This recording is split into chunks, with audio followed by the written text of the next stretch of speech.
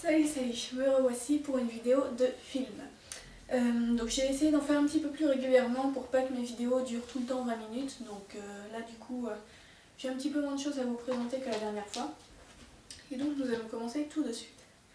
Alors pardon, je m'installe, faudrait que j'arrête aussi de me jeter en arrière sur mon lit à chaque vidéo. Ces derniers temps, je suis allée voir 2 films au cinéma. Et j'ai également 2 Blu-ray à vous présenter, dont un qui est plutôt une série. Donc tout d'abord au cinéma, je suis allée voir Selma. Hop. Donc Selma qui est le biopic sur la vie de Martin Luther King. Donc c'est un film, j'avais bien aimé la bande-annonce, donc du coup ça m'avait donné assez envie d'aller le voir. Et en plus j'aime bien voir des biopics un petit peu historiques comme ça, puisque comme je suis pas très... j'ai une culture assez faible, on va dire, en histoire. Du coup, le fait d'aller voir des films comme ça me permet d'en apprendre un petit peu plus et d'être un petit peu moins inculte que d'habitude, on va dire. Donc, en l'occurrence, Martin Luther King, franchement, je savais pratiquement rien sur ce mec-là, parce que bon, j'étais pas très attentive pendant mes cours d'histoire au collège ou des choses comme ça, donc voilà, j'étais vraiment pas très au courant. Donc voilà, le côté informatif m'a plu. Après, c'est pas un film que j'ai énormément apprécié néanmoins. Je lui ai mis une note de 6 sur 10 sur Sens Critique parce que j'ai trouvé ça un peu long en fait. Alors au début ça allait, mais plus ça avançait et plus mon intérêt avait tendance un petit peu à retomber. Il y avait des passages que je trouvais vraiment assez lents où, je sais pas, il y avait un truc qui se passait pas quoi. Donc du coup voilà, j'ai un avis un petit peu mitigé puisque je l'ai trouvé intéressant mais pas très palpitant et j'étais pas très attachée au personnage non plus. Puis parfois je trouvais qu'il y avait un côté trop... enfin c'était pas vraiment mélodramatique mais je sais pas trop comment dire.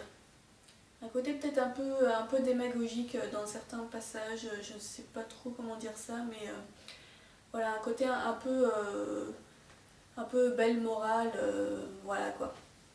Donc du coup ça c'est vrai que j'étais pas spécialement fan de cet aspect là. Donc voilà, c'est un film qui est intéressant mais pour moi ce sera vraiment pas le film de l'année et voilà, c'était intéressant mais sans plus on va dire. Alors ensuite je suis allée voir Big Eyes de Tim Burton.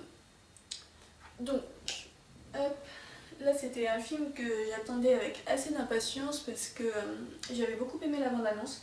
Je crois que je l'avais déjà dit mais Tim Burton c'est un réalisateur dont je n'ai pas apprécié tous les films. Il a fait des bonnes choses et des choses un peu moins bien. Et là Big Eyes, je me disais que ça avait l'air de faire partie des choses vraiment bien. Donc du coup j'étais assez impatiente d'aller le voir. Et là j'ai pas été déçue, j'ai passé un très bon moment avec ce film. Alors c'est pas un coup de cœur, ça fera probablement pas partie de mes meilleurs visionnages de 2015. Mais j'ai quand même passé un moment très agréable. J'ai beaucoup aimé surtout l'esthétique du film puisque les couleurs sont très chatoyantes, les plans sont très soignés. Donc voilà, tout le côté esthétique de l'image, on va dire, m'a beaucoup plu. Les acteurs sont très bien aussi. J'ai bien aimé notamment Christophe Waltz, que j'avais découvert pour la première fois dans Inglourious Basterds, et qui est un acteur que j'aime bien, même si je ne le connais pas encore beaucoup. Voilà, là encore il s'agit d'un biopic, et donc, pour ceux qui ne seraient pas au courant, ça raconte l'histoire d'un couple où la femme est peintre et elle peint des portraits d'enfants en fait qui vont avoir énormément de succès, mais sauf que son mari s'est attribué ces toiles pendant très longtemps. En fait elle peignait et lui il vendait les toiles en faisant croire que c'était lui qui les avait peintes. Et donc voilà, ça raconte un petit peu ce mensonge qu'ils ont construit et qui leur a permis de se faire énormément d'argent dans le monde de l'art, mais qui a créé pas mal de problèmes ensuite. Donc voilà, c'est un petit peu une comédie dramatique, je dirais. Donc c'est un film qui est assez léger, même s'il y a des moments qui sont un petit peu plus tristes. C'est quand même un film qui est très léger, qui est très sympathique, agréable à regarder, etc. Et, et donc voilà, je dirais que c'est un film qui met d'assez bonne humeur. Et pour moi, il a rempli les objectifs que j'attendais. Alors après, je pense qu'il aurait pu être encore mieux, encore plus intense. Enfin pas encore plus intense mais plus intense tout simplement parce que là c'était pas vraiment comme je disais c'était plutôt léger donc il n'y avait pas de forte intensité Donc je pense qu'il aurait pu en avoir plus, mais en l'occurrence ça m'a pas manqué non plus. C'est un film que j'ai bien aimé. Donc voilà pour les films que j'ai vus au cinéma. Alors maintenant, je vais donc vous parler des petits Blu-ray. Donc hier soir, j'ai regardé Jurassic Park 3, qui était donc le dernier film qui me restait à regarder de la trilogie que j'avais à Noël. Donc Jurassic Park 3, je vais pas trop m'étendre dessus pendant 3 heures, mais je trouve que c'est le film le meilleur des trois en fait. Disons que sur la trilogie, le premier c'est celui pour lequel j'ai le plus d'attachement affectif parce que c'est celui que je regardais quand j'étais petite, etc. C'est là que l'histoire a commencé, on va dire. Le deuxième, je l'ai pas beaucoup aimé, enfin je vous en avais parlé la dernière fois, j'avais un avis un petit peu mitigé dessus. Le troisième, je trouve que c'est celui qui est le mieux fait, qui est le plus palpitant, qui est le plus efficace au niveau du rythme, au niveau des personnages aussi qui étaient plus attachants je trouve dans ce volet-là par rapport aux deux premiers. Et puis bon, on voit aussi clairement qu'il y a une différence au niveau des effets spéciaux. La technologie était déjà un peu plus avancée au moment de la réalisation de Jurassic Park 3, même si ça reste quand même pas de l'effet spécial absolument bluffant. Il y a des moments où on voit très clairement que c'est pas des vrais dinosaures, que c'est du plastique. Même au niveau de la végétation, parfois on distingue assez bien la différence entre les scènes qui ont été faites en studio et celles qui ont été... Oups, pardon. Irruption de félin. Oui.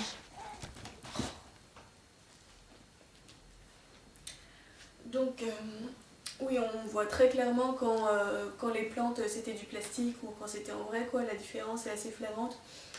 Donc bon, ça je dirais que c'est quelque chose où faut l'accepter dès le début, quoi. Faut partir du principe en regardant ce film que va y avoir des moments où forcément ça va pas être très crédible au niveau visuel, on va dire.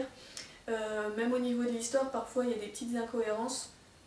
Mais disons que moi ça m'a pas dérangé avec ce film-là parce que c'était très rythmé et qu'on était vraiment dans le truc et que voilà, ça fait partie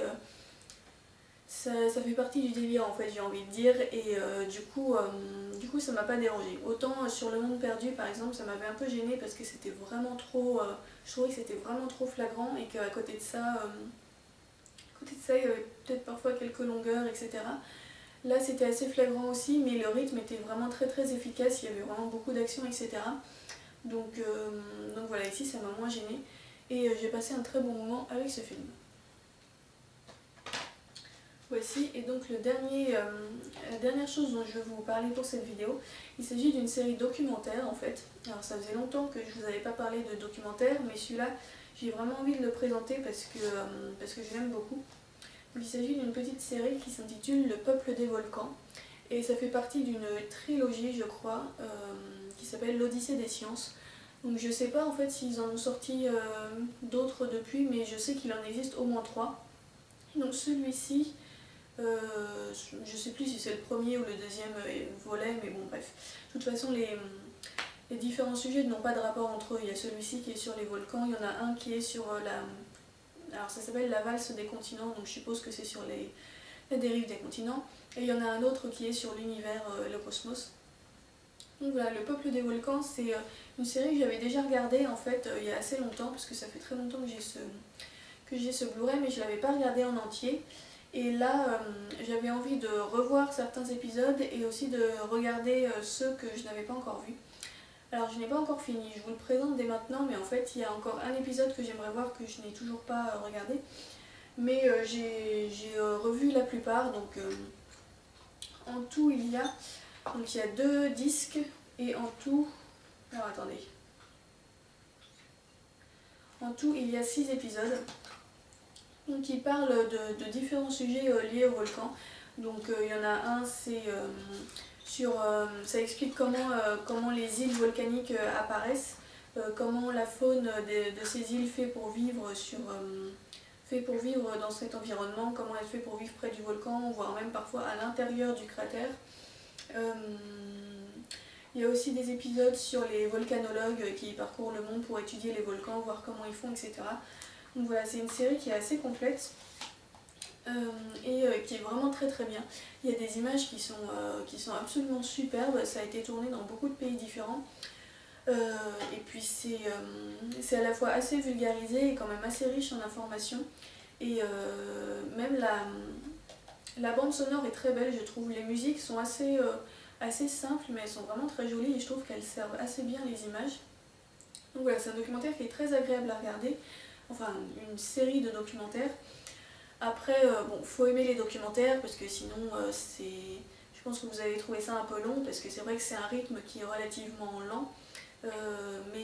Voilà, si vous aimez bien les documentaires sur la nature, si vous vous intéressez à la volcanologie, c'est vraiment très très bien. Et donc moi ça m'intéresse particulièrement en ce moment parce que, comme vous le savez, je suis en train d'écrire le deuxième tome de Hoodoo et il y a toute une partie de l'histoire qui se déroule sur une île volcanique. Et le volcan a une place très très importante en fait dans l'histoire. Il y a tout un truc par rapport, enfin il y a toute une mythologie par rapport au volcan. Et donc du coup j'avais envie de revoir ces documentaires pour me renseigner un peu sur les volcans quoi, et puis essayer d'écrire du coup quelque chose qui soit suffisamment réaliste en me basant sur des informations un peu scientifiques, voilà, pour faire un support à l'histoire et à la mythologie qui soit quand même assez crédible. Et donc ce documentaire-là m'a beaucoup aidé, surtout il y a l'un des épisodes particulièrement où j'ai trouvé des informations qui m'ont vraiment beaucoup inspiré pour la scène que je suis sur le point d'écrire. Donc voilà, c'est un documentaire que j'aime beaucoup et que je vous conseille vivement. Donc voilà, c'est tout pour les films que j'avais à vous présenter. Alors, ouf, j'ai réussi à faire une vidéo qui fait pas 20 minutes, comme quoi tout est possible. Bon, du coup, je vous retrouverai la prochaine fois, probablement pour une vidéo de lecture. Je me dis aussi que j'aimerais bien peut-être faire un petit tag de temps en temps pour changer un peu, mais c'est vrai que là, ces derniers temps, j'en ai pas fait. Comme je fais des vidéos de films et de livres, du coup, ça maintient un rythme assez soutenu quand même. Donc j'ai pas trop réussi à caser d'autres choses par rapport au tag. Mais voilà, peut-être que j'en ferai un bientôt, je ne sais pas, je verrai s'il y en a un qui m'inspire. Donc voilà, d'ici là, je vous souhaite de bons visionnages et puis je vous dis à bientôt. Salut!